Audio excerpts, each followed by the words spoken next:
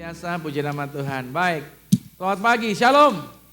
Damai, sejahtera, sukacita buat setiap kita yang hadir di sesi ini. Saya percaya bahwa segala kebaikan dan kemurahan Tuhan senantiasa disediakan. Janjinya, anugerahnya, kebaikannya, mujizatnya tidak pernah lepas atas kehidupan kita. Nah saudara yang kasih Tuhan, ini di bulan November tentunya setiap bulan kita ada tema yang baru dan sepanjang bulan November ini kita akan berbahas mengenai penyertaan Tuhan. Saya yakin dan percaya bahwa kita bisa berdiri hari ini itu karena penyertaan Tuhan. Kalau bukan karena penyertaan Tuhan, amatlah sulit kita bisa ada hari ini. Minggu lalu saya sudah katakan bahwa Tuhan kita sepertinya berdiri di balik keremangan. Mungkin kita nggak lihat secara live langsung. Tapi percayalah bahwa Tuhan tetap bekerja melindungi umat kepunyaannya. Dan dijaminkan bahwa Dia Tuhan yang menyertai anak-anaknya di setiap harinya, di setiap minggunya, di setiap bulan dan tahunnya. Bahkan di setiap jam dan di setiap menit Dia menyertai. Kalau Tuhan gak menyertai kita, maka kita akan jatuh di momen itu juga. Jadi kalau saudara dan saya bisa lewatin satu demi satu situasi apapun yang Anda hadapi, itu karena Tuhan menyertai Anda. Yang setuju bilang amin. Nah saudara, hari ini kita akan belajar mengenai God's perfect presence. Artinya penyertaan Tuhan itu sempurna. Selalu kita akan berbahas mengenai penyertaan Tuhan. Dan penyertaan Tuhan yang sempurna ini akan saya berikan buat saudara agar saudara paham arti kehidupan ini sendiri di dalam kehidupan kita. Kita mulai dulu di dalam Kolose pada pasalnya yang pertama, pada pasal 3 ayat yang pertama sampai dengan ayat yang keempat. Saya bantu bacakan. Karena itu kalau kamu dibangkitkan bersama dengan Kristus, carilah perkara yang di atas. Di mana Kristus ada di sebelah kanan Allah. Pikirkanlah perkara yang di atas bukan yang di bumi. Sebab kamu telah mati dan hidupmu tersembunyi bersama dengan Kristus di dalam Allah. Apabila Kristus yang adalah hidup kita menyatakan diri kelak, kamu pun akan menyatakan diri bersama-sama dengan Dia dalam kemuliaan. Pernah gak saudara ngikutin sebuah kegiatan momen gladi resik atau gladi bersih? Kalau orang yang kita mau bikin pentas, pasti ada gladi bersih. Gladi bersih itu merupakan pelatihan umum yang terakhir kali. Itu sebelum pelaksanaan atau sebelum pementasan yang sesungguhnya. Itu dilakukan, gladi resik dilakukan adalah untuk menampilkan perform yang kegiatannya menyerupai pelaksanaan penampilan yang sesungguhnya. Pada saat gladi resik, biasanya tentunya ada kesalahan-kesalahan yang terjadi. Lalu kegiatan latihan ini diulang lagi. Sambil terus diperbaiki untuk mencapai hasil yang dapat disepakati. Atau dengan kata lain, gladi resik adalah sebuah percobaan untuk kegiatan yang sebenarnya sampai tercapainya kesempurnaan. Nah, kehidupan manusia juga demikian sebenarnya di bumi ini. Karena bumi ini adalah area panggung persiapan kita untuk kehidupan sesungguhnya nanti di kekekalan. Kehidupan kita saat ini adalah latihan-latihannya dan persiapan untuk kehidupan yang selanjutnya nanti. Karena paling lama manusia hidup di bumi kan 100 tahun ya, bisa aja lebih tetapi jarang atau enggak umum terjadi. Nah setelah kehidupan kita di bumi ini, maka akan ada kehidupan selanjutnya. Itulah yang disebut dengan kekekalan. Nah Kristus telah membebaskan kita nih dari segala kutuk dosa. Dan kehidupan kita yang dulu. Yang tadinya dulu kita jauh daripada Tuhan. Nah telah diperbaharui, telah diperbaiki oleh Yesus Kristus melalui apa? Pengorbanan Yesus di atas kayu salib. Nah sejak kita menerima dan sejak kita percaya kepada Yesus dan kita menjadikan Dia Tuhan dan Juru Selamat, maka ada sebuah jaminan suatu hari kita semua akan diundang untuk menikmati segala kebahagiaan yang Bapa telah sediakan. Nah kalau di bumi ini disediakan berbagai macam pilihan kehidupan, bumi menawarkan banyak pilihan kalau di dunia ya. Tapi kalau di dalam alam kekekalan saudara itu cuma 2 pilihannya, surga atau neraka, itu dia. Makanya hubungan Anda dengan Tuhan di bumi ini akan menentukan hubungan Anda dengan Tuhan di dalam kekekalan. Makanya surat Kolose ini mengatakan pikirkan, memberikan arahan, pikirkan perkara yang di atas, bukan yang di bumi. Karena hidup setiap orang percaya itu ada bersama Kristus di sorga. Makanya kita seharusnya memikirkan perkara-perkara yang di atas dan membiarkan sikap-sikap kita ditentukan oleh hal-hal yang ada di surga. Kita harus menilainya, mempertimbangkan dan memikirkan segala sesuatunya dari perspektif kekekalan di surga. Atau saya kasih gambaran seperti misalkan, kalau saudara berhadapan dengan masalah apapun, coba sudut pandang Anda ganti dari perspektif ini, perkara-perkara surga. Sehingga saudara bisa melihat situasi apapun, solusinya Anda bisa dapatkan dengan lebih baik. Dengan demikian, sehingga tujuan dan sasaran kita bisa menjadi jelas. Sasaran kita menjadi jelas bahwa tujuan kita adalah mencari hal-hal yang rohani. Untuk apa? Melawan dosa. Dan kita mengenakan wataknya Kristus. Nah itu yang kita kejar sebenarnya. Pada waktu kita menggunakan konsep berpikirnya Tuhan. Semua sifat baik, kuasa, pengalaman, hikmat, kreativitas. Ya, semua orang pengen punya ini toh. Semuanya itu ada bersama dengan Kristus di sorga. Nah Tuhan pasti kasih hikmat, kasih kreativitas, kasih kemampuan hebat. Nah semua itu pasti Tuhan berikan kepada sekalian orang. Kepada siapa? Kepada setiap orang yang sungguh-sungguh meminta. Dengan tekun, mencari dan terus mengetuk pintu. Terus datang sama Tuhan, terus datang sama Tuhan. Maka saudara akan mendapatkan hal-hal yang ada di surga ini. Coba kita lihat dalam Lukas 11. Oleh karena itu aku berkata kepadamu, mintalah maka kamu akan diberikan. Jadi kalau saudara nggak minta bagaimana Tuhan kasih gitu? Mintalah, maka diberikan kepadamu. Terus kata lagi, carilah, maka kamu akan mendapat. Ketuklah, maka pintu akan dibukakan bagimu. Karena setiap orang yang meminta, setiap orangnya akan menerimanya. Dan setiap orang yang mencarinya akan mendapat. Dan setiap orang yang mengetuk, baginya pintu dibukakan. Firman Tuhan nggak mungkin nggak terjadi. Jadi ketika kita memikirkan perkara sorgawi atau memikirkan perkara kekekalan saudara, maka kita semakin yakin penyertaan Tuhan dalam kehidupan kita adalah keseluruhan. Penyertaan Tuhan bukan hari ini aja, tapi keseluruhan. Mulai dari awal kita lahir ada di dunia, sampai nanti kita selesai. Itulah yang akan membuat kita tidak akan gentar. Karena kita disertai, kita tidak akan gentar. Tidak takut pada waktu kita berhadapan dengan segala tantangan di dalam kehidupan. Penyertaan Tuhan saudara, bukan semata berbicara mengenai doa yang dijawab atau jawaban doa serta tersedianya berkat-berkat kehidupan selama kita ada di dunia ini. Penyertaan Tuhan itu melainkan ada banyak hal yang lebih daripada hal-hal tersebut. Misalkan bagaimana saya dan saudara tetap tenang dalam segala kegoncangan yang ada.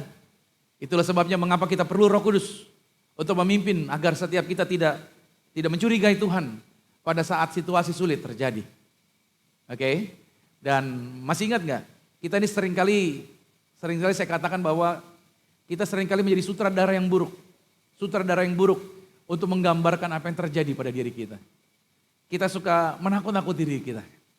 Kita punya masalah, lantas kita mulai memperkatakan atau merancangkan kejadian-kejadian yang negatif atas diri kita. Itu yang saya katakan, kita menjadi sutradara yang buruk. Yakobus di dalam Yakobus pada pasal 4 bertanya tentang apa arti hidup kita. Dikatakan sedang kamu tidak tahu apa yang akan terjadi. Kan kita nggak tahu kan apa yang akan terjadi, kata Yakobus. Apakah arti hidupmu, ditanyakan demikian. Hidupmu itu seperti uap yang sebentar saja kelihatan lalu lenyap. Kita coba menggambarkan kehidupan kita. Kita nggak tahu apa yang akan terjadi. Makanya saudara ingat baik, cara kita mendefinisikan kehidupan kita itu akan menentukan our destination. Jadi takdir kita akan terjadi tergantung cara kita mendefinisikan hidup ini. Atau dengan kata lain, perspektif Anda akan mempengaruhi cara Anda dalam menginvestasikan waktu untuk masa depan Anda. Anda mau gunakan waktu Anda buat apa? Itu tergantung perspektif Anda. Perspektif Anda akan mempengaruhi yaitu cara Anda menggunakan uang dalam hidup Anda. Perspektif Anda juga akan mempengaruhi bagaimana Anda memakai talenta Anda dan dalam menghargai suatu hubungan dengan orang lain. So pertanyaannya kembali, bagaimanakah Anda akan menggambarkan kehidupan Anda di dalam dunia ini? Apa yang Anda mau taruh? Gambaran apa? Ada orang yang berkata bahwa hidup ini seperti teka-teki silang. Ya kan? Cobain ini, coba itu dan lain sebagainya. Ada orang yang bilang hidup ini seperti naik roller coaster. Yang kadang naik, kadang turun. Kadang-kala mengerikan hidup ini. Ada tikungan yang tajam. Mungkin ada orang yang berkata hidup ini seperti simfoni dengan musik-musik, alunan musik yang indah. Atau hidup ini seperti komedi putar, kadang di atas, kadang di bawah. Atau mungkin sampai hari ini dia masih muter-muter terus. Atau mungkin Hidup ini seperti permainan kartu, di mana Anda harus memainkan dengan baik kartu yang Anda pegang. Oke, gambaran Anda itu akan menjadi metafora kehidupan, atau menjadi perbandingan, atau lukisan yang sebenarnya tentang diri Anda sendiri. Itu akan menjadi deskripsi tentang bagaimana kehidupan Anda berjalan. Dan dalam kehidupan ini, apa yang Anda harapkan dari kehidupan Anda tersebut. Saya seringkali lihat orang-orang Kristen sering menunjukkan metafora kehidupan mereka, yaitu melalui apa? Mereka menunjukkan jati diri mereka melalui pakaian. Kalau saya pakai merek ini, saya jadi oke. Dengan pakaian ini, saya oke. Mereka menggambarkan diri mereka dengan pakaian, atau mungkin dengan tas branded. Ya kan? Karena kalau pakai tas branded, kayaknya saya lebih dilihat orang nih. Wah, gitu kan. Sampai ada orang bisa punya tas branded, dipajang di rumahnya. Misalkan ini TV-nya 60 inch. Dia bikin lemari, kelilingin TV-nya. Terus tas-tas branded dia ditaruhin semua di situ. Wah. Luar biasa ya saudara, yang seharganya 1M. Yang harganya 500 juta, yang harganya itu mahal-mahal saudara, yang dari kulit buaya, nggak tahu kulit orang ada apa nggak, saya nggak tahu tuh saudara. Cuma dikelilingin tuh, jadi sambil nonton TV sambil ngeliatin tas brandednya. Wah, ada yang seperti itu. Ada juga orang mungkin menempatkan diri dia, memberikan gambaran diri dia harus dengan perhiasan yang wow gitu loh, agar dilihat orang. Saking karena dia nggak bisa beli perhiasan, dia beli kaleng regal yang ada rantainya kayak emas. Jadi orang pikir dia punya emas gitu saudara. Mungkin juga begitu. Ya kan? Atau mungkin orang dengan mobil yang mewah. Dia pengen menunjukkan jati dirinya. Atau gadget. 13 sudah keluaran handphone terbaru. Versi 13. Ada 14 diganti lagi beli 14. Ada keluar lagi 15 dia ganti lagi 15. Dia gak mau ketinggalan zaman. Atau mungkin dia gaya rambutnya harus dia rubah terus. Orang minimal ya mungkin sebulan setengah baru potong rambut atau sebulan sekali. Dia per seminggu sekali potong rambut. Dia ganti pola rambutnya. Kemarin botak kanan, besok botak kiri gitu saudara. Besok lagi belah kanan, belah kiri, apalah. Dia rubah terus. Karena dia ingin menunjukkan jati dirinya. Atau mungkin mobilnya di stikerin sama dia. Agar kelihatan mentereng. Even bahkan orang pakai tato. Oke, lihat baik-baik. Metafora kehidupan mungkin gak terdengar, gak ada suaranya. Tapi itu saudara mempengaruhi kehidupan kita lebih dari apa yang kita dapat sadari. Ya kan? Metafora ini lebih daripada yang dapat Anda sadari. Nah metafora kehidupan itu saudara menentukan harapan Anda. Metafora kehidupan menentukan nilai hidup Anda. Metafora kehidupan menentukan hubungan Anda. Dan metafora kehidupan menentukan sasaran-sasaran Anda. Misalkan, kalau Anda menganggap hidup ini adalah pesta, pasti nilai utamanya adalah apa? Fun, happy, senang-senang. Ya kan? Kalau Anda memandang hidup ini sebagai suatu perlombaan, maka Anda barangkali menghargai kecepatan. Anda menghargai kecepatan mungkin seringkali tergesa-gesa. Kalau Anda memandang hidup ini sebagai maraton, maka Anda akan menghargai namanya ketekunan. Kalau maraton itu tekun saudara. Nah Anda menghargai ketekunan. Kalau Anda memandang hidup ini sebagai pertempuran atau pertandingan, maka Anda bahkan berpikir bahwa kemenangan menjadi sangat penting sekali untuk Anda. Anda gak boleh kalah gitu. Nah pertanyaan kembali saya katakan, apa pandangan hidup Anda? Apa yang menjadi pandangan hidup Anda? Seringkali kita mendasarkan kehidupan kita pada metafora kehidupan yang keliru. Sehingga kita tidak mencapai tujuan yang Tuhan telah tetapkan. Penyertaan Tuhan yang sempurna itu tidak pernah membiarkan Anda melangkah sendirian. Tuhan selalu menyertai dimanapun Anda berada. Amin.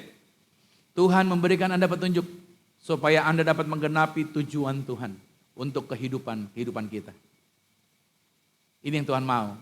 Makanya kita lihat di dalam Mazmur 25 ayat yang ke-8, lihat penyertaan Tuhan. Tuhan itu baik dan benar. Sebab itu dia lihat menunjukkan jalannya kepada orang yang sesat. Mazmur 25 pada ayat yang ke-12, siapakah orang yang takut akan Tuhan? Alkitab berkata, kepadanya Tuhan menunjukkan jalan yang harus dipilihnya. Oleh sebab itu, agar kita dapat menggenapi tujuan atau jalannya Tuhan bagi kehidupan kita, maka Anda harus menentang atau menolak pandangan umum dari dunia ini dan menggantikannya dengan metafora Alkitabiah. Oke, kita nggak mau sama dengan pola konsepnya orang dunia. Kita nggak mau menempatkan konsep dunia di dalam hidup kita. Roma 12 ayat 2 berkata, jangan kamu menjadi serupa dengan dunia ini. Atau jangan biarkan kamu mau dipaksa masuk ke dalam cetakannya dunia, itu artinya. Tetapi berubahlah oleh pembaharuan budimu. Sehingga kamu dapat membedakan manakah kehendak Allah, apa yang baik, apa yang berkenan kepada Allah, dan apa yang sempurna. Artinya, gara-gara teman, gara-gara lingkungan, gara-gara orang, kita mau ikut-ikutan sama mereka, udahlah kita ngeblend aja dengan mereka. Kita harus pegang ayat ini. Kita didesain bukan untuk menjadi seperti orang dunia, justru kita dimerdekakan dari sana. Makanya di hari Minggu ini, ketika kita berbicara mengenai penyertaan Tuhan yang sempurna, itu adalah mengetahui dan mengikuti pandangan Tuhan terhadap kehidupan kita ini. Makanya ketika kita memahami pandangan Tuhan terhadap kehidupan ini, maka itu akan menjadi fondasi, itu akan menjadi dasar kita berdiri dari sebuah kehidupan yang digerakkan oleh sebuah tujuan atau suatu tujuan. Jangan bergerak tanpa tujuan. Kalau saudara bangun hubungan dengan seseorang, cek dulu tujuannya kemana. Kalau cewek Anda ditembak sama cowok, bilang sama dia. Kalau kita jalan, tujuannya apa? Kalau tuh cowok bilang, ya jalan aja. Kita jalanin dulu perjalanan ini. Kalau tuh cowok bilang begitu, berarti ini gaje. Gak jelas. Jangan jalan sama yang gak jelas. Kalau dia jawabnya seperti itu cowok, ya kita ngalir aja. Langsung aja ngambil kesempatan, langsung ngambil keputusan statement. Lu, gue, and. Jangan lanjut. Gaje itu, gak jelas. Kalau saudara bangun hubungan orang gak jelas, jangan. Kongsian sama temen, mau bangun bisnis, tapi dia gak jelas. Baik, batal deh. Jangan lanjut. Apapun yang gak jelas, apapun yang gak ada tujuannya, jangan dilakukan. Amin dulu nih. Agar saudara gak kejeblos, agar saudara gak gelisah nanti hidupnya. Udah ikut Tuhan aja masih banyak kegelisahan, apalagi di luar jalurnya Tuhan. Makanya ada 3 metafora kehidupan, ada 3 gambaran kehidupan yang Tuhan mau tunjukin di hari ini. Ya kan? Yang pertama adalah, catat baik nih, life is a test. Saudara, kehidupan ini adalah sebuah ujian. Kita dites terus. Karena Tuhan mau mempercayakan yang luar biasa. Makanya kita masuk dalam pengujian. Dites lagi, dites lagi. Daniel 3 ayat yang ke-16 berkata begini. Lalu Sadrak, 3 orang anak Tuhan. Sadrak, Mesak, Abednego. Ini temannya Daniel. Menjawab Raja Nebukadnezar. Karena Raja memerintahkan semua orang di dalam kerajaan. Begitu genderang dibunyikan. Harus menyembah patung yang dibuat oleh Raja Nebukadnezar. Kalau enggak nyembah, dilempar ke perapian. Tidak ada gunanya kami memberi jawab kepada Tuanku dalam hal ini. Mereka menjawab. Jika Allah kami yang kami puja sanggup melepaskan kami, maksudnya melepaskan dari tunggu berapi itu, maka ia akan melepaskan kami dari perapian yang menyala-nyala itu dan dari tanganmu ya Raja. Tetapi seandainya tidak, hendaklah Tuanku mengetahui ya Raja, bahwa kami tidak akan memuja dewa Tuanku dan tidak akan menyembah patung emas yang Tuanku dirikan. Garis bawah ini ya, tetapi seandainya tidak. Bukan berarti Tuhan gak bakal tolong Anda. Ini kata-kata ini bermaksud sedang menyatakan bahwa Tuhan tidak akan tinggal diam buat saya. Jangan ditangkap ayat ini seolah-olah, oh berarti Tuhan bisa nolong, bisa nggak nolong. Tuhan selalu nolong. Konsep iman yang disampaikan oleh 3 orang ini adalah konsep iman percaya yang luar biasa. Dan jenis metafora ini saudara seringkali terlihat dalam kisah-kisah di seluruh Alkitab. Metafora life is a test. Seluruh hamba-hamba Tuhan dites. Semua orang dites, termasuk saya juga dites. Kita semua akan dites sama Tuhan. Di dalam penyertaan Tuhan yang sempurna, Tuhan terus-menerus menguji apa? Karakter kita. Karakter kita dites, diuji lagi, diberesin lagi. Iman kita dites, ketaatan kita dites, kasih kita, integritas kita, kesetiaan kita sebagai manusia juga dites. Makanya kata-kata seperti cobaan, godaan, pemurnian, ujian itu disebutkan di dalam Alkitab lebih dari 200 kali. Ya, Tuhan contohnya ya, Tuhan menguji Abraham. Pada waktu anaknya Ishak akan dipersembahkan disuruh Tuhan di Gunung Moria. Tuhan juga menguji Yakub pada waktu dia harus ekstra bekerja untuk memperoleh Rahel sebagai istrinya. Adam dan Hawa juga dites, tapi mereka gagal dalam ujian di Taman Eden. Daud juga pernah gagal dalam ujian dari Tuhan di beberapa kesempatan. Tetapi Alkitab juga memberikan banyak contoh orang-orang yang berhasil melewati ujian-ujian yang besar. Misalkan Yusuf, Ruth, Esther, Daniel tadi dan kawan-kawannya. Dengan kata lain saudara, ujian-ujian ini bahwa karakter akan berkembang dan terlihat itu melalui yang namanya ujian.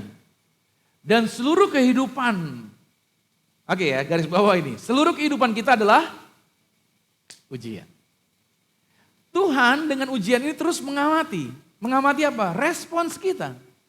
Respons kita terhadap orang lain. Jadi setiap kejadian-kejadian terjadi itu Tuhan mau mengamati respons kita. Terhadap orang lain, terhadap masalah. Di kantormu ada masalah nggak? Pasti, ada ya. Pasanganmu bikin masalah nggak? Sering banget pendeta, ya kan itu dia. Masalah, selalu ada masalah dalam hidup ini. Tuhan mau lihat responsmu. Oke, terus bukan cuma masalah, pada waktu kamu sukses, dapat promosi dari atasan, dapat berkat, dapat project, wah sukses, apa yang terjadi? Nah itu juga sebuah apa? Tes. Misalkan nih, saudara akan masukkan duit di rekening Anda, 200 juta. Ada yang kirim lah, mendadak, SIM salah BIM.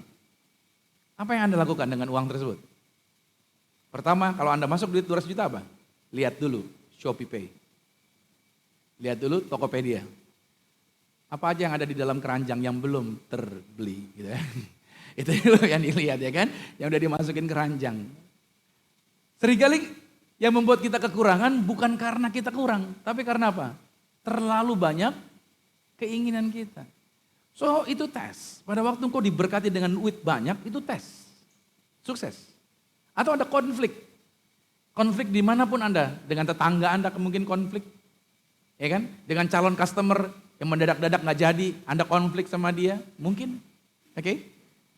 Atau Anda mungkin menghadapi situasi yang gak nyaman. Ada lagi. Mungkin saudara berhadapan dengan situasi penyakit. Waktu sehat bisa memuji Tuhan. Haleluya. Coba. Kalau kena asam urat. Kaki bengkak. Tangan bengkak. Kira-kira gimana? Praise the Lord gitu. Masih bisa gak kira-kira? Itu ujian semua saudara. Itu adalah bentuk ujian. Pada waktu saudara dikecewakan, nah ini dia nih gak enak nih. Udah PHP, udah harap-harap cemas, gak taunya iya dikecewakan gitu kan. Kira-kira gimana nih? Atau bahkan dengan cuaca. Iya kan. Cuaca panas kan sampai 39 derajat, saudara masuk mobil, gitu ya, dari dalam kantor atau dari dalam rumah, mau berangkat masuk dalam mobil, panas 39. Kira-kira saudara responnya gimana? Ini panas banget nih, udah kayak di neraka nih kata gitu. Emang pernah masuk neraka saudara? Itu udah teriak begituan. Tuhan bahkan melihat tindakan-tindakan yang sederhana di dalam kehidupan kita, itu juga menjadi sebuah tes. Misalkan saudara bukain pintu bagi orang lain. Nah, pernah gak bukain pintu bagi orang lain? Itu tes loh saudara. Ketika saudara ditolong sesuatu, pernah gak bilang thank you? Itu tes loh. Atau saudara minta tolong atau nyuruh, tolong dong. Even saudara lebih tinggi sebagai atasan dari orang yang Anda suruh tadi. Begitu mengangkat barang-barang di jalan, barang-barang yang jatuh, nolongin orang gitu, tes juga. Atau ketika ada baju bagus nih, rapi, tapi ada sampah nih. Kira-kira saudara mau ngambil sampah nggak nih? Belum tentu loh. Belum tentu. Anak saya nomor 1 di gereja nih. Dia panggil salah satu anggota logistik, om, sini dong, om. Anggota logistik datang langsung, om, datang, ya, kenapa dek? Om, ini ada sampah om. Bayangin, om, ini ada sampah om, angkat om gitu. Dia suruh orang angkat tuh sampah. Padahal di depan dia yang tahu sampah, disuruh orang. Anggota logistiknya garu-garu kepala. Aduh, mau marah anak gembala ya kan. Gua marah, gua keluar dari gereja, bisa-bisa gak gereja lagi urusan ini. Itu salah satu contoh, makanya maminya, maksudnya anak saya punya mami ini selalu negur dia, hei sikap hatimu, jangan kau pikir kau anak gembala, kau bisa suruh orang A, B, C segala macam. Itu dia saudara. Saya ceritain aja nggak apa-apa, kita sama kok, amin. Saya sebagai pendeta jangan saudara pikir seolah-olah saya di gunung tinggi, saudara di bawah gitu. Enggak, sama kita juga punya problem yang sama. Makanya saya ceritain. Itu dia, itu tes sebenarnya. Bagaimana kita bersikap sopan sama bawahan, bayangin. Sama bawahan bisa begini, angkat ini, kurang ajar lu ya. Gitu. Kira-kira gimana? Itu tes. Semua tes saudara. Dalam kehidupan pribadi, saya sendiri telah melihat bagaimana Tuhan tes saya. Tes iman saya. Melalui apa? Melalui masalah-masalah. Hal-hal yang dikecewakan, melalui pengambilan keputusan. Saya mengalami banyak masalah. Dan itu sebuah tes dalam hidup saya. Semua itu menguji pengharapan saya. Kepada siapa? Pada waktu saya berhadapan dengan itu. Dan bagaimana saya menangani apa yang saya miliki. Dan juga menguji kasih saya. Melalui orang-orang lain di sekitar saya. Terkadang sepertinya Tuhan sengaja pada waktu saya berhadapan dengan masalah, sepertinya dia seperti menarik diri gitu. Terus saya nggak merasakan kedekatan dia. Kok sepertinya saya ditinggalkan sendirian. Tapi sebenarnya Tuhan sedang tes saya. Seperti cerita Hizkia. Hizkia itu raja yang luar biasa. Dengan sombongnya dijelasin semua di dalam istana raja. Nih punya kami nih. Nih harta emas-emas di dalam bait Allah. Nih, dia tunjukin sama Raja Nebukadnezar. Dan itu ditegur sama Nabi. Apa yang kamu kasih lihat, semuanya akan dijarah oleh Raja Nebukadnezar. Dan akhirnya Israel dijarah oleh Raja Nebukadnezar. Dan bait Allahnya dihancurkan oleh Nebukadnezar. Allah kadangkala menarik tanda-tanda kedekatannya, tanda-tanda perkenanannya. Untuk apa? Menguji hati kita. Keteguhan, kepercayaan para hamba-hamba pilihannya. Tuhan dapat menguji kemurnian pribadi atau pengabdian orang percaya. Supaya apa sih? Untuk melatih Anda dan saya. Melatih setiap orang percaya. Untuk bergerak dalam kerendahan hati. Amin. Air mengalir ke tempat yang rendah. Saudara, Tuhan mau Anda mengalami kerendahan hati. Kenapa sih? Karena Tuhan ingin mempersiapkan Anda untuk tanggung jawab yang lebih besar lagi. Bilang amin dulu nih. Ya kan? Tuhan ingin Anda mengalami tanggung jawab yang lebih besar. Ketika Anda mengerti bahwa kehidupan ini adalah suatu ujian, saudara akan menjadi sadar bahwa ternyata dalam hidup ini nggak ada yang nggak penting dalam kehidupan Anda. Amin dulu nih. Nggak ada yang nggak penting. Makanya teman-teman di dalam pelayanan ini nggak ada yang nggak penting. Even cuman mindahin bangku itu bukan pekerjaan yang nggak penting. Itu penting. Nyusunin kursi ini teman-teman nyusun ini. Itu penting. Hal-hal yang kecil kelihatannya. Makanya tadi saya bilang mengutin sampah kecil-kecil pun itu penting. Makanya kejadian paling kecil. Sekalipun itu mempunyai arti penting bagi perkembangan karakter Anda. Saya amin. Haleluya. Percayalah saudara. Dan kabar baiknya ini dia. Tuhan ingin saudara lulus ujian. Tuhan gak ingin saudara fail. Itu sebabnya Tuhan menyertai Anda dengan sempurna. Karena Tuhan ingin Anda berhasil. 1 Korintus 10 ayat 13 berkata, Tuhan memegang janjinya dan dia tidak akan membiarkan engkau diuji melebihi kekuatanmu untuk tetap teguh. Saat engkau menghadapi ujian, dia akan memberikan kamu kekuatan untuk menahannya dan memberikan engkau jalan keluar. Yakobus 1 ayat 12 juga berkata, berbahagialah orang yang bertahan dalam pencobaan. Apapun masalahmu, apapun pencobaanmu, lihat kata-kata kita berbahagia sebab apabila orang itu sudah tahan uji, dia akan menerima mahkota kehidupan yang dijanjikan Allah kepada barang siapa yang mengasihi dia. Yang pertama itu dia metaforanya. Metafora yang kedua, life is entrusted. Hidup itu adalah hidup yang dipercayakan. Dipercayakan, bukan milik kita. Mazmur 24 dikatakan, dunia dan semua yang ada di dalamnya adalah milik Tuhan. Jadi semua ini adalah milik siapa? Milik Tuhan. Rumahmu punya siapa? Punya Tuhan. Amin. Mobilmu punya siapa? Punya Tuhan. Bisnismu punya siapa? Punya Tuhan. Halo? Semuanya adalah punya Tuhan. Oke. Bumi dan semua yang hidup di dalamnya adalah punya Tuhan. Anakmu punya siapa? Punya Tuhan. Punya Tuhan. Iya. Sometimes punya anak baby lucu ya. Ntar kalau udah gede, sebelnya minta ampun. ya kan? Kalau udah besar, apalagi dimintain duit, gak ada duit, gitu. Lalu anak udah gede begitu tuh. Waktu kecil emak dikejar-kejar minta duit. Tadi udah gede dimintain duit, duit. Begitu dia. Makanya saudara, waktu kita hidup di bumi, energi kita, kepintaran kita, kesempatan kita, hubungan dan sumber daya kita itu adalah semua pemberian Tuhan yang dipercayakan kepada kita untuk apa? Dipelihara dan dikelola. Kita ini pengawas dari apapun yang Tuhan berikan kepada kita. Kita cuma pengawas. Tuhan hanya meminjamkan bumi ini kepada kita sementara kita hidup atau sementara kita berada di bumi ini. Ini semua adalah propertinya Tuhan, semua propertinya Tuhan sebelum Anda lahir, sebelum kita lahir. Dan Tuhan hanya meminjamkannya kepada orang, kepada seseorang, kepada Anda, kepada kita.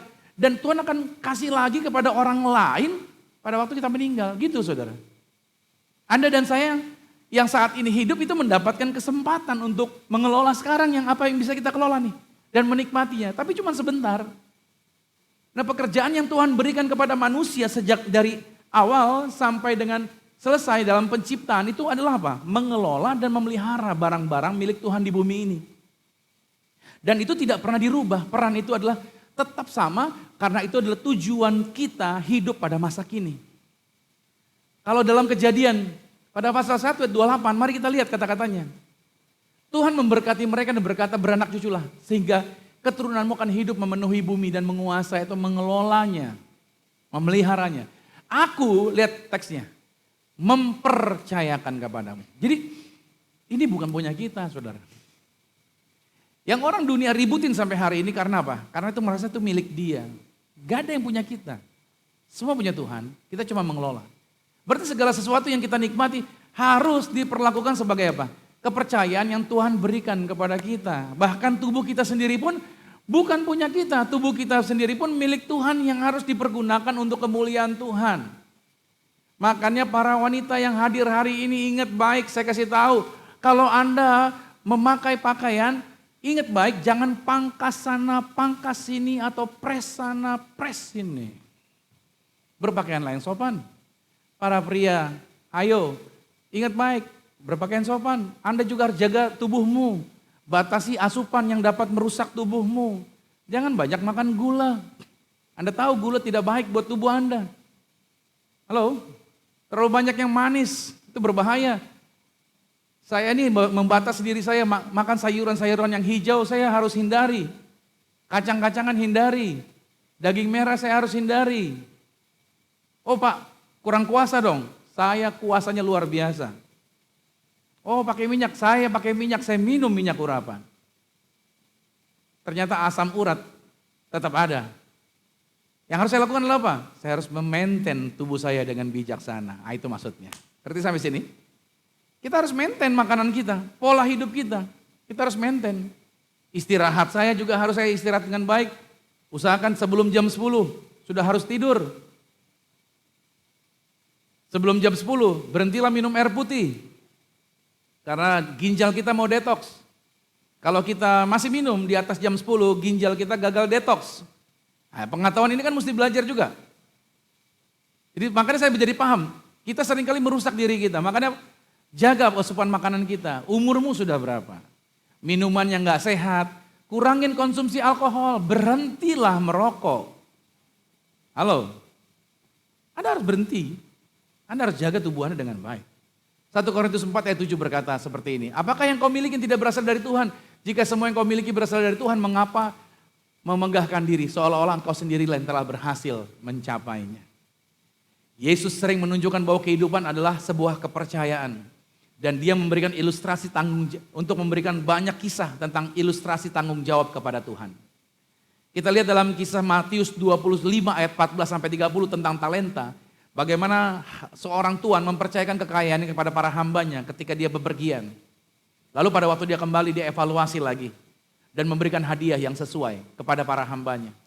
Dalam Matius 25 ayat 21 ketika dia kembali dia berkata begini. Baik sekali perbuatanmu itu, hai hambaku yang baik dan setia. Engkau telah setia dalam perkara kecil. Aku akan memberikan kepadamu tanggung jawab dalam perkara yang lebih besar. Masuk dan turutlah dalam kebahagiaan Tuhanmu. Lihat saudara, dari perumpamaan ini tentang talenta, jika kita dapat dipercaya, jika kita memang menjadi orang yang dapat dipercaya, maka ada efek Tuhan menjanjikan upah. Dan upah ini yang diberikan di dalam kekekalan. Yang pertama upahnya adalah peneguhan Tuhan. Tuhan akan memberikan peneguhan, dia berkata, good, bagus sekali kamu dapat dipercaya. Itu dia. Yang kedua, kamu dapat dipromosikan. Ketika kamu dapat dipercaya pada hal yang sederhana, Anda akan dipercayakan tanggung jawab yang lebih besar. Aku akan mempercayakan lebih banyak lagi sama kamu. Yang ketiga, yang kita menerima upah, penghormatan dan perayaan. Dikatakan mari ikutlah dalam kebahagiaan Tuhanmu. Nah kebanyakan orang gagal ketika diperhadapkan dengan apa? Dengan kepercayaan ini, dengan apa? Dengan uang. Hal-hal lain mungkin bisa lolos. Tapi begitu dengan uang, orang gagal. Karena kita sadari, uang adalah ujian dan kepercayaan daripada Tuhan. Oke, Tuhan memakai keuangan kita untuk mengajar kita bagaimana kita mempercayai Tuhan. Dan bagi banyak orang, uang adalah ujian yang paling besar. Pada waktu gaji 1 juta, kasih perpuluhan berarti berapa? 100.000, aman. Gajian 10 juta, berarti perpuluhan berapa? 1 juta, masih kehitung, aman. Ketika kau punya penghasilan 100 juta, berarti perpuluhannya berapa? Nah itu susah ngitungnya tuh, mesti pakai kalkulator tuh. Pas angkanya keluar 10 juta, terus otak bilang, gede banget nih gitu, salah nih kalkulator gitu. Kita akan komplain terus, kok gedean nih, kegedean nih. Ingat baik, uang itu menjadi indikator sebenarnya. Karena Tuhan memperhatikan bagaimana kita memakai uang untuk menguji seberapa jauh kita dapat dipercaya oleh Tuhan. Lukas 16 pada ayat yang ke-11 berkata, jika engkau tidak dapat dipercaya dengan kekayaan dunia, siapa yang akan mempercayai engkau dengan kekayaan surga yang sebenarnya? Kita kalau misalkan kantong kolektor di jalan ini, kita ngasih duit dari kantong kita mungkin kita agak susah. Tapi kalau saudara ketemu ada dompet orang di depan saudara, ada duitnya banyak di situ. Kira-kira ketika kantong kolektor jalan saudara ambil, kira-kira hitung-hitung dulu nggak? Atau ambil aja lah, taruh aja, toh duit orang, benar kan? Kalau dengan harta orang lain kita lebih santai, tapi dengan harta yang ada pada kita, kita berhitung luar biasa. Makanya ternyata Tuhan mengatakan ada hubungan langsung antara bagaimana saya memakai uang dengan kualitas kehidupan rohaninya saya. Bahkan hati kita akan diketahui dari cara kita mengelola keuangan. Nah saudara yang kasih Tuhan, Lukas 12 ayat 34 mengatakan, karena di mana hartamu berada, di situ juga hatimu berada. Uang dapat mempengaruhi keadaan hati seseorang, perasaan, pikiran, keinginan, nilai-nilai, kehendak dan keputusan. Karena kehidupan adalah sebuah ujian dan ingat baik, semakin banyak yang diberikan Tuhan kepada Anda, semakin besar tanggung jawab yang diharapkan dari Anda. Ada Lukas 12 ayat 48 dikatakan begini, saudara minta banyak ya, ini nih ayatnya. Setiap orang yang kepadanya banyak diberi, daripadanya akan banyak dituntut. Dan kepada siapa yang banyak dipercayakan, daripadanya akan lebih banyak lagi dituntut. Jadi kalau saudara sekolah, titelmu banyak, gelarmu banyak, berarti kau lebih banyak lagi dituntut. Berarti banyak hal yang harus kau lebih kerjakan lagi buat kerajaan surga. Yang terakhir, life is a temporary assignment. Penugasan sementara. Bumi ini cuma penugasan sementara. Mazmur 39 ayat 5 berkata gini. Ya Tuhan beritahukanlah kepadaku ajalku, kapan aku mati. Dan apa batas umurku, supaya aku mengetahui betapa fananya aku. Tuhan yang menyertai kita dengan sempurna. Menyadarkan kita bahwa dunia ini hanya tempat sementara. So jangan jatuh cinta sama dunia ini. Itu sebabnya minta sama Tuhan agar dimampukan supaya kita bisa melihat bumi seperti Tuhan melihatnya. Yang seperti kata-kata Daud ini tadi, dalam Mazmur 39 tadi. Nah kita ini digambarkan seperti apa? Peziarah. Kita digambarkan di bumi ini orang asing, pendatang, pengunjung, musafir dalam kehidupan yang singkat. Bahkan Petrus sendiri mengatakan bahwa kita cuma menumpang dalam 1 Petrus pada pasal yang pertama ayat 17. Di sana dikatakan bahwa hendaklah kamu hidup dalam ketakutan selama kamu menumpang di dunia ini. Karena kita cuma menumpang, makanya jangan kita berharap memiliki kebahagiaan seperti yang dikumandangkan oleh orang-orang di dunia ini. Banyak orang Kristen menyamakan kepuasan hidupnya dengan standar kepuasan dunia. Dihibur dengan atraksi menarik. Disenangkan, dimanja dengan media yang menggelitik. Segala pengalaman yang menyenangkan yang tersedia di dunia ini pada masa kini. Fakta bahwa bumi inilah bukan rumah kita. Ini menjelaskan kenapa sebagai pengikut Kristus kita mengalami kesulitan, penderitaan dan penolakan di dunia. Itu menjelaskan mengapa sebagian dari janji-janji Tuhan kelihatan gak digenapi. Sebagian doa kita mungkin tidak dijawab. Dan sebagian situasi kelihatan tidak adil. Ini bukan akhir kehidupan, karena hidup ini cuman penugasan sementara. Amin. Kita cuma sementara di bumi. Makanya kita nggak pernah puas. Saudara berangkat ke luar negeri, saudara pikir Anda puas. Saudara pergi ke sebuah tempat yang mewah, saudara pikir saudara puas. Saudara punya teman-teman hebat, saudara pikir saudara puas. Kita ini nggak pernah bisa dipuaskan, saudara. Yang bisa dipuaskan ketika kita cuma ada di dalam hadirat Tuhan. Tujuannya apa kita nggak puas dengan standar dunia? Agar kita nggak terikat pada bumi, dan Tuhan seringkali mengizinkan kita merasakan nggak puas dalam hidup ini. Kita tidak sepenuhnya bahagia di sini, karena memang nggak seharusnya. Karena bumi bukan rumah kita.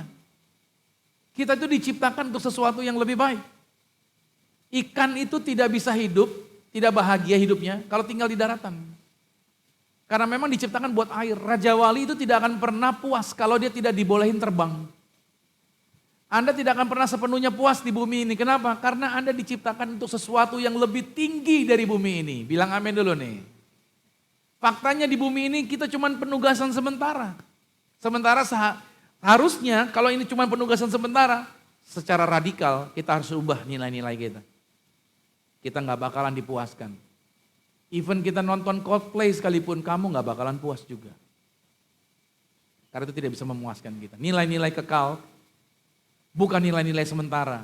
Ingat ya, nilai-nilai kekal, bukan nilai sementara yang harus menjadi faktor penentu bagi kepuasan Anda. Makanya saya tulis ini saudara. Ketika Anda mengalami kehidupan yang sulit, ketika Anda dilanda keraguan atau bertanya-tanya, jika hidup untuk Kristus memang tidak akan sia-sia, ingatlah. Anda belum sampai di rumah, belum sampai rumah. Pada saat kematian, Anda tidak meninggalkan rumah, tapi Anda pulang ke rumah. So, saya closing saudara. Ini bagian terakhir. Penyertaan Tuhan yang sempurna adalah persiapan kita untuk kita menerima bagian yang terbaik dalam kekekalan bersama dengan Tuhan sampai selama-lamanya. Saudara, hidup di bumi ini adalah sementara. Amin. Bukan selamanya. So, jangan pernah berharap banyak dari dunia ini. Hanya apabila kita ingat bahwa hidup ini tadi ujian yang pertama. Hidup ini kepercayaan yang kedua. Dan yang ketiga, hidup ini adalah penugasan sementara.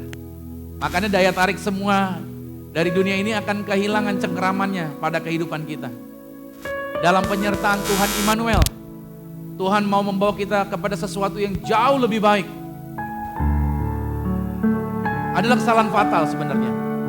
Kalau ada orang yang mengajarkan bahwa sasaran kehidupan orang Kristen itu ditetapkan Tuhan adalah kesejahteraan materi. Keliru sekali. Atau ada orang yang mengatakan bahwa ikut Tuhan kita akan mengalami keberhasilan, popularitas. Seperti yang didefinisikan oleh dunia. Ikut Tuhan kita akan punya banyak properti. Bukan saudara. Bukan itu. Punya banyak pulau. Bisa mancing, gunain kapal pesiar, jalan-jalan. Ini dia nih, diberkati Tuhan, luar biasa. Wah, haleluya saudara. Bisa jalan-jalan keliling dunia, punya mobil mewah, rumah mewah, jabatan tinggi, dikagumin orang, dihormati orang. Kalau itu sasaranmu, kalau ada orang ngajarin ini itu sasaran kekristenan, itu salah total saudara. Hidup berkelimpahan gak ada kaitannya dengan kelimpahan materi dan kesetiaan kepada Tuhan itu tidak memberikan jaminan bahwa kita akan memiliki keberhasilan karier yang luar biasa atau bahkan ketenaran pelayanan gitu saudara. Jangan pernah terfokus kepada mahkota-mahkota yang sementara ini. Berhati-hatilah jangan mau disesatkan oleh pengajaran kedagingan yang ciri-ciri utamanya cuma mempromosikan kekayaan, mencomot ayat firman Tuhan seenaknya. Karena fokus kekristenan itu mencari hal-hal yang rohani, melawan dosa dan mengenakan watak Kristen, watak Kristus. Kaya bukan tujuan, bilang sama-sama kaya bukan tujuan. Oke, kaya adalah akibat yang bertujuan untuk lebih banyak lagi mengejar kemuliaan Tuhan, bukan mengejar kemuliaan kita. Amin. Harap ini menjadi catatan penting dalam kehidupan kerohanian setiap kita. Saya berdoa, saudara pulang hari ini, saudara mengerti dan memahami tujuan kehidupan Anda seperti yang Tuhan mau. Ada amin? Biarlah kemenangan, sukacita, berkat Tuhan senantiasa bergerak dalam kehidupan Anda dan Anda dipercayakan lebih lagi. Let us pray, mari kita hampiri Tuhan. Lord Jesus, terima kasih buat firman Tuhan yang kami terima hari ini. Kami diingatkan tentang bagian life is a test. Bahwa kehidupan ini adalah sebuah ujian. Bahwa kami mengalami berbagai macam ujian dalam hidup ini untuk mengubah karakter, mengubah kerendahan hati kami. Hidup ini adalah entrusted, life is entrusted. Hidup adalah dipercayakan. Apa yang ada pada kami itu adalah dipinjemin sama Tuhan. Kami mengelola saja selama kami masih hidup.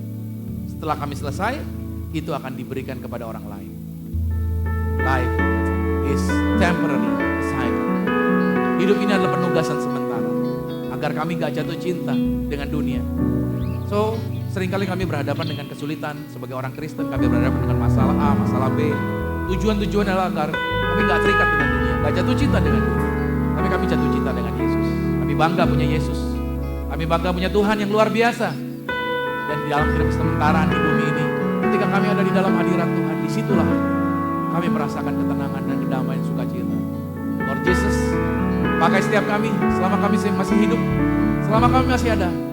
Gunakan kami sebagai alat kemuliaan Tuhan, untuk mencapai kemuliaan Tuhan, untuk mempermuliakan Tuhan, untuk meneguhkan, untuk menguatkan kami, dan untuk membawa orang-orang kepada Tuhan. Terima kasih buat firman ini, dan kami mau menjadi pelaku firman Allah. Terpuji-pujilah namamu Tuhan, dalam nama Tuhan Yesus. Haleluya. Amin. Kita kasih tepuk tangan yang meriah bagi Tuhan Yesus. Amin. Terima kasih untuk firman Tuhan yang sangat memberkati Pastor Romi Matulasi. Tuhan Yesus berkati pelayanan Pastor Romi Matulasi keluarga. Mari berikan apresiasi sekali lagi kepada Pastor Romi. Ya, hari ini kita belajar kalau hidup kita ini adalah ujian dan kepercayaan yang diberikan kepada Tuhan, dari Tuhan, dan penugasan sementara di dunia ini. Biarlah melalui ujian-ujian yang ada, kita didewasakan secara rohani dan karakter. Dan melalui ujian yang ada juga, kita percaya kepada Tuhan Yesus, bahwa Tuhan Yesus punya jalannya sendiri yang ajaib. Seperti waktu minggu kemarin saya masih ingat Pastor Romi berkhotbah. Pastor Romi bilang, kalau kamu punya masalah, coba kamu kira-kira tuliskan listnya, bagaimana kira-kira Tuhan akan memberikan jalan keluar kepada kamu. Dan ini terjadi pada minggu kemarin. Ada masalah yang bertahun-tahun di dalam keluarga saya, keluarga inti saya. Dan kita semua menebak-nebak, kira-kira jalan keluarnya begini, kira-kira jalan keluarnya begitu. Kalau saya berpikir juga, bagaimana caranya saya nggak tahu. Dan itu adalah suatu hal yang memerlukan keajaiban untuk bisa keluar dari masalah itu.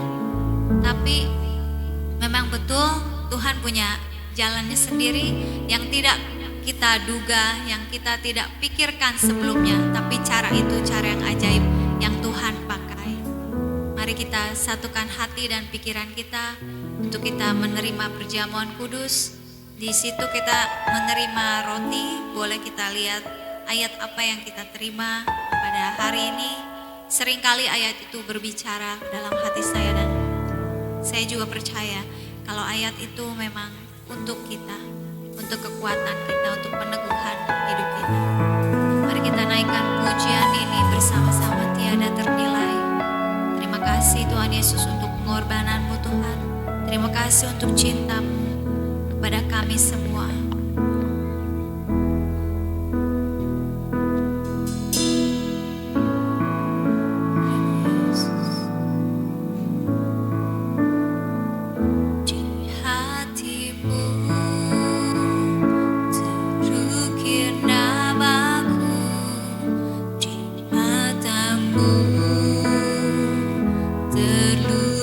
Wajahku bukan karena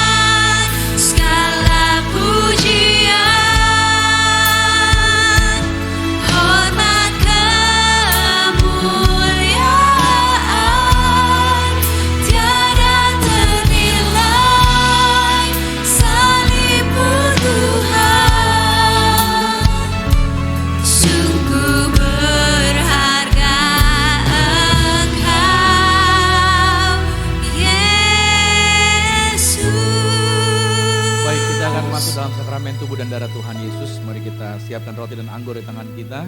Dan kita mengimani kuasa Tuhan, berkat Tuhan terjadi. Dan anak-anak Tuhan yang makan tubuh dan minum darah Yesus, mereka ada di dalam Kristus, Kristus ada di dalam mereka. Maka tidak ada kuasa apapun di bawah kolong langit ini yang sanggup memisahkan Anda dari kasih Kristus. Mari sama-sama angkat rotinya dengan iman, katakan, dalam nama Tuhan Yesus, inilah roti yang telah turun dari surga, inilah tubuh Tuhan Yesus Kristus, tubuh yang tergantung di atas kayu salib. Yang pertama, memberikan kami bersama dengan keluarga kehidupan yang kekal di dalam kerajaan sorga oleh korban tubuh Kristus. Maka mulai hari ini kami menang atas segala virus, menang atas segala penyakit, menang atas segala nyamuk dalam nama Tuhan Yesus. Tidak dikalahkan oleh binatang apapun. Oleh korban tubuh Kristus kami dibekali umur panjang, tidak sakit-sakitan, tidak terkapar di meja operasi. Dalam nama Tuhan Yesus, inilah roti yang telah turun dari surga, inilah tubuh Tuhan Yesus Kristus. Mari kita makan tubuh Tuhan Yesus.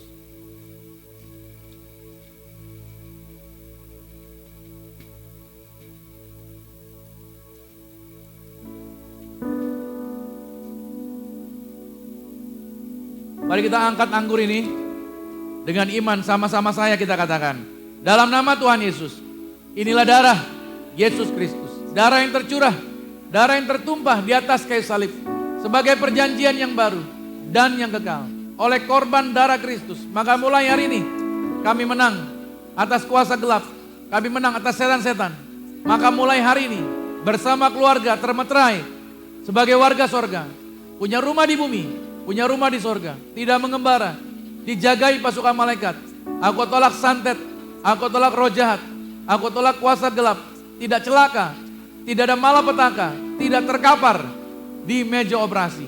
Dalam nama Yesus kami punya iman yang kami pegang, yang kami kerjakan di dalam karir, bisnis, proyek, usaha, studi, pelayanan kami diberkati lipat kali ganda dari berkat tertinggi yang pernah kami raih. Dalam nama Tuhan Yesus, inilah darah Yesus Kristus. Mari kita minum darah Tuhan Yesus.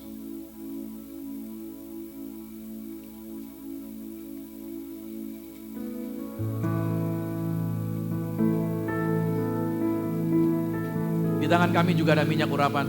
Tuhan mengajarkan kuasa bahwa murid-murid diperintahkan oleh Tuhan Yesus untuk menginjil, mengusir setan, mendoakan orang sakit dan menyembuhkan. Dan kami percaya hari ini juga kuasa Tuhan terjadi buat setiap kami. Maka sama-sama katakan, dalam nama Tuhan Yesus, inilah minyak urapan.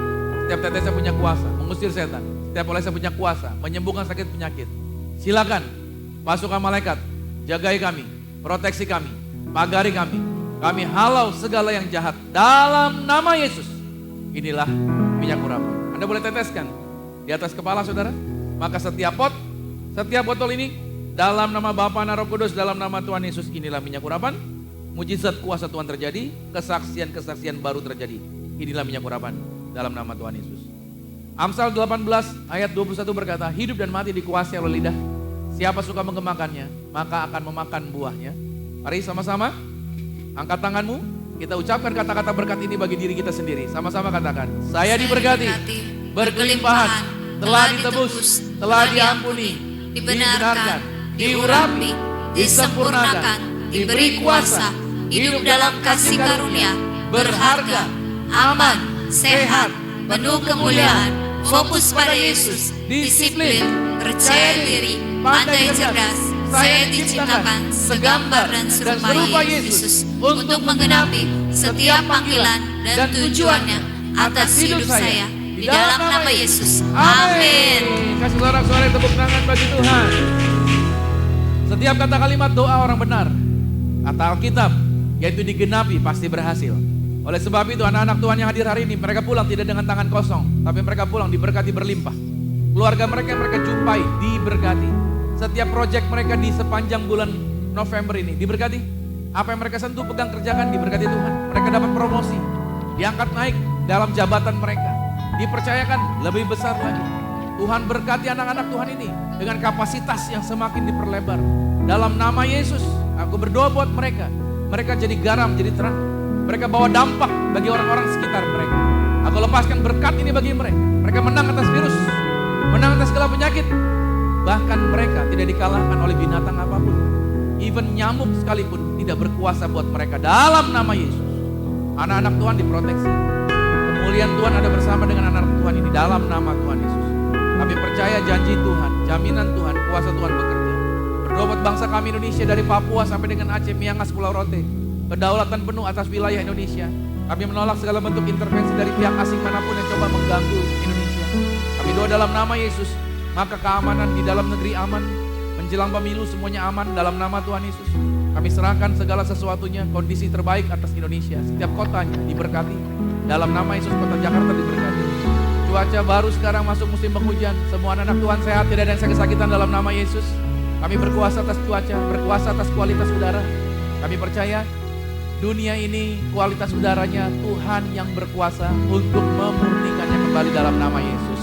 Maka kami semua sehat, tidak ada yang sakit, diberkati penuh kemuliaan Tuhan. Terima kasih Tuhan Yesus.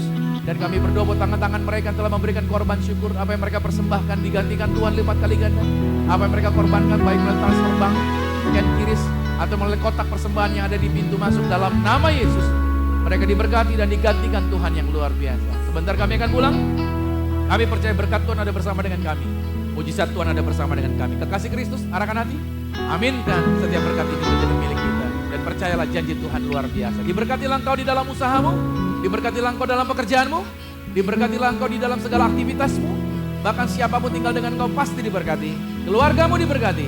Orang tuamu diberkati. Saudara-saudarimu diberkati. Rumah tanggamu berbahagia. Terimalah berkat anugerah dari Bapa di surga, cinta kasih di dalam Yesus Kristus, kekuatan penghiburan di dalam kuasa Roh Kudus, menyertai mengurapi setiap kita mulai hari ini sampai Tuhan Yesus datang menjemput Anda dan saya, keluargamu dan keluargaku, kita semua sama-sama menjadi warga kerajaan surga yang percaya. Sama-sama saya katakan, amin. Selamat hari Minggu. God bless you, sampai jumpa minggu depan.